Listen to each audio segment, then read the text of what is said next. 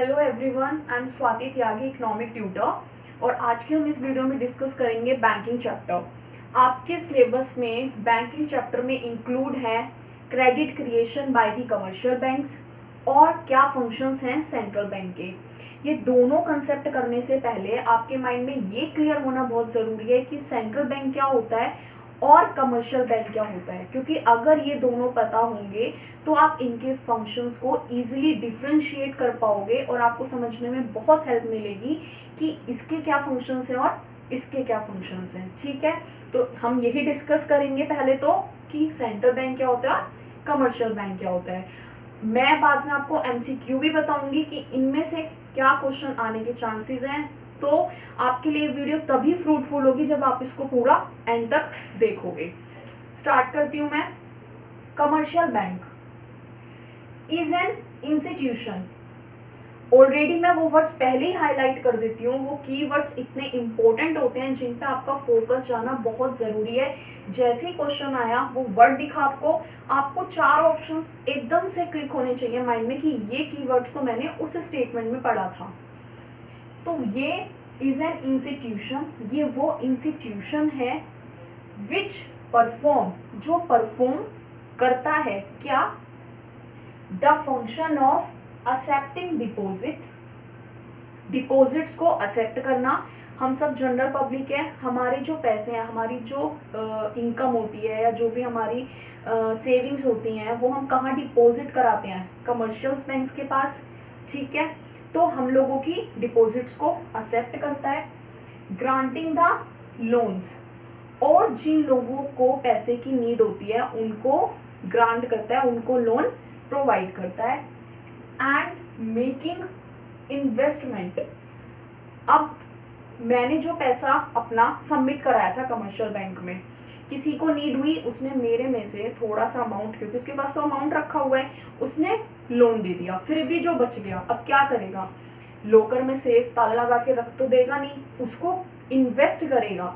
ऐसे कितनी पब्लिक्स होती है जिनके पैसे, जिनकी डिपॉजिट्स को वो एक्सेप्ट करते हैं, तो उन सबको फिर वो इन्वेस्ट करते हैं इकोनॉमी में। क्यों, किस एम से, कि हमें प्रॉफिट हो।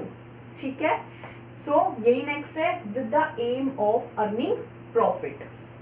वर्ड्स आपको हाईलाइट कौन से ध्यान रखने हैं, ये इंस्टीट्यूशन है, एक्सेप्ट करता है डिपॉजिट, ग्रांट करता है लोन, इन्वेस्टमेंट करता है with the motive of earning profit. Clear हुई कमर्शियल बैंक की डेफिनेशन।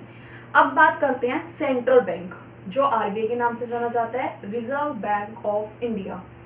ठीक है, इसको स्टार्ट करने से पहले मैं आपको थोड़ा सा ब्रीफ करना चाहूंगी कि ये कैसे स्टार्ट हुआ और हमारे उस टाइम पे जब फर्स्ट कौन गवर्नर थे और अभी प्रेजेंट में कौन है। ये आपके सिलेबस पे नहीं है बट आपको ये एटलीस्ट पता हो।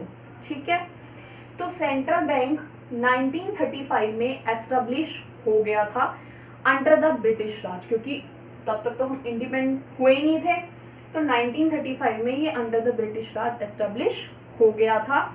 फिर 1949 में इसको नेशनलाइज्ड कर दिया गया था। ठीक है, इस टाइम पे जब मैं बात करूं 1935 में जब ये एस्टेब्लिश किया गया था, तो उस टाइम पे इसके फर्स्ट गवर्नर कौन थे, सीडी देशमुख जी थे। जो आप ये न्यूज़पेपर में, उस टाइम की न्यूज़पेपर है ये, उनकी पिक आई हुई है, आप देख सकते हो।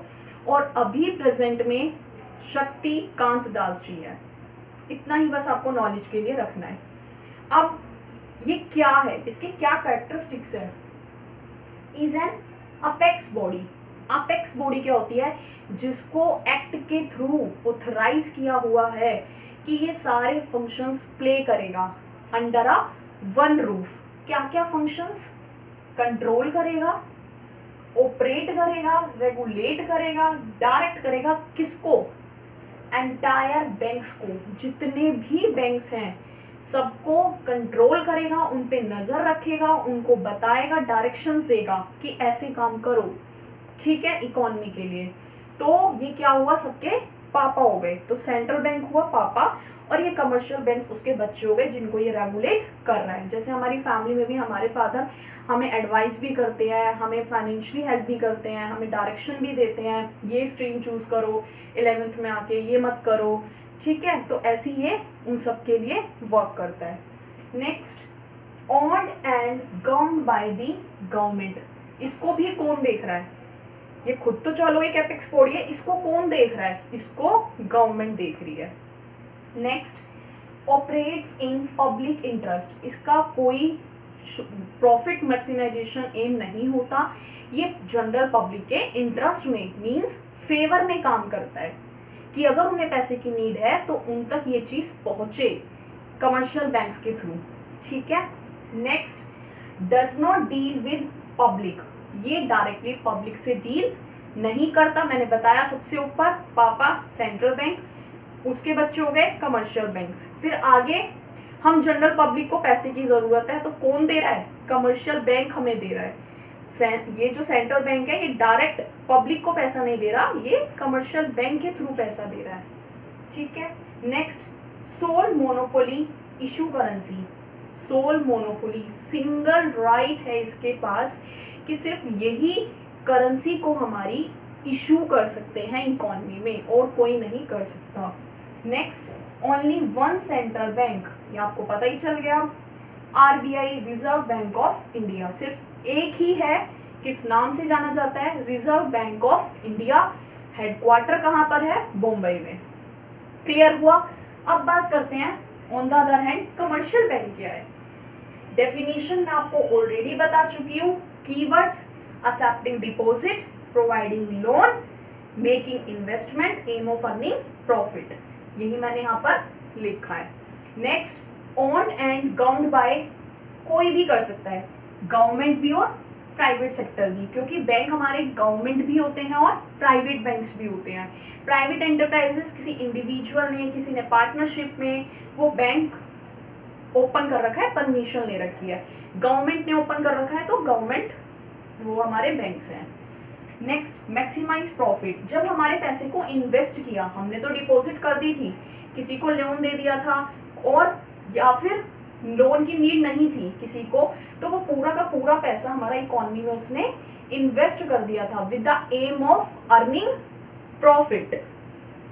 डील्स विद पब्लिक, क्योंकि अगर हमें पैसा चाहिए हम डायरेक्टली कमर्शियल बैंक जाके पैसे ले सकते हैं, तो एक डायरेक्ट कॉन्टेक्ट है। Next, no power to issue currency, इनके पास पावर ही नहीं है कि करेंसी को इशू कर सके, सिर्फ क्रिएट कर सकते हैं, आगे प्रोवाइड कर सकते हैं।